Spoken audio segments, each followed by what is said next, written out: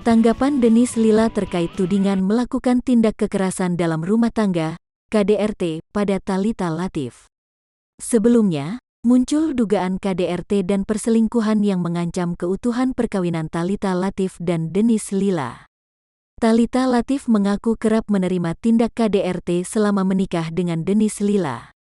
Thalita Latief menyebutkan, Dennis Lila melakukan KDRT karena memiliki sifat temperamental. Tidak hanya temperamental dan ringan tangan, Dennis Lila juga disebutkan selingkuh dengan perempuan lain. Menurut Thalita Latief, Dennis Lila sudah 3 tahun tidak pulang ke rumah dan memilih pergi meninggalkannya dan anaknya.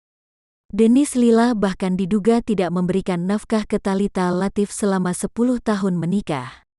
Dennis Lila menolak mengomentari rumor miring tentang dirinya.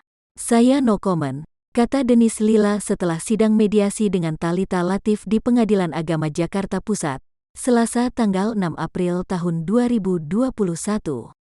Dennis Lila tidak mau mengumbar persoalan rumah tangganya di depan wartawan.